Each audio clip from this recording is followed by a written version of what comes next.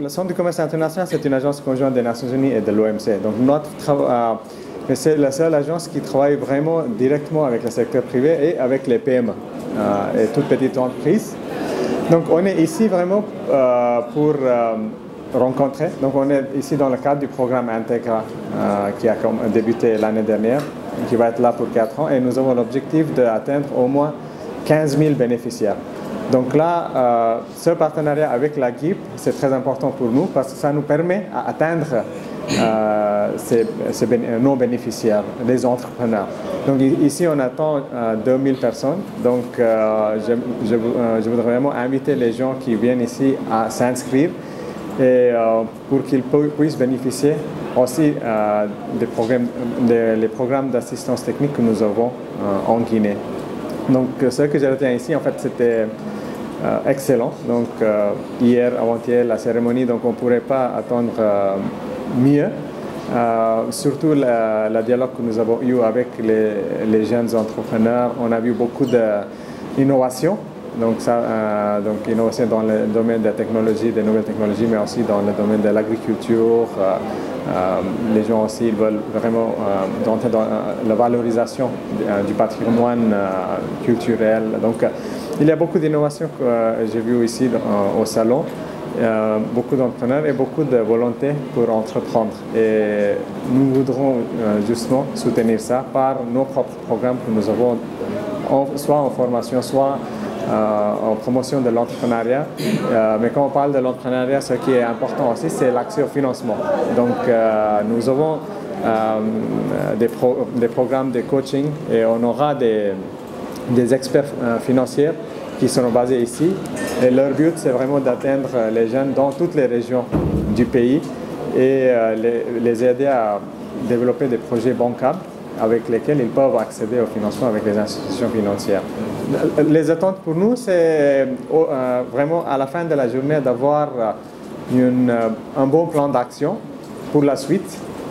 Et en fait, on aimerait bien récupérer aussi les idées, les espoirs des entrepreneurs et comment, en fait, ce plan d'action, ça va nous permettre aussi d'adapter nos services, nos formations et notre assistance technique qu'on va développer pour les jeunes.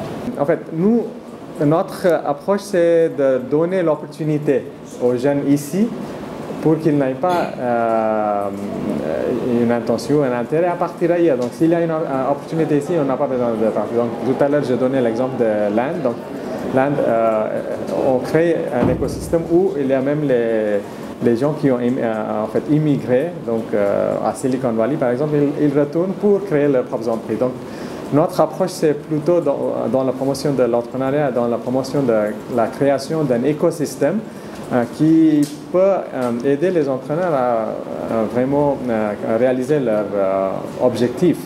Donc notre travail c'est dans ce sens-là.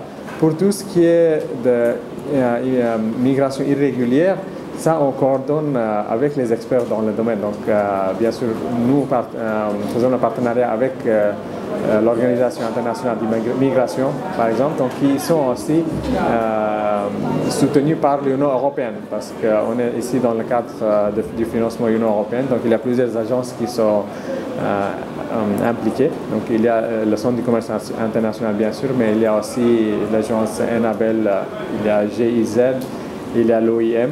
Donc, après, chacun il travaille dans son domaine et on collabore entre nous sur les sujets spécifiques. La semaine dernière, je faisais partie aussi d'un jury pour les jeunes entrepreneurs et hier aussi, j'ai vu les prix en fait, qu'on a donné, les prix SADEM. Il y a beaucoup d'idées, beaucoup d'innovations. Je pense que ce que je comprends, c'est qu'ils ont besoin de coaching, en fait, vraiment l'accompagnement. Donc, ils ont de très bonnes idées. Donc, il faut juste les mettre en ordre, donner un peu l'aspect, en fait, comment on dit ça, en fait, développer des bons projets, en fait, bancables, par exemple. Et surtout, il y a le problème d'accès au financement. Donc quand on parle avec les banques ils disent que non, il n'y a pas un problème de fonds, mais il y a un problème de projet. Donc eux, ils attendent de leur côté des projets qui sont bien présentés et en fait qui sont bancables justement. Donc c'est exactement ça qu'on est en train de faire et on voudrait faire avec eux. Donc il y a un travail d'accompagnement pour les lier aussi avec l'action financement.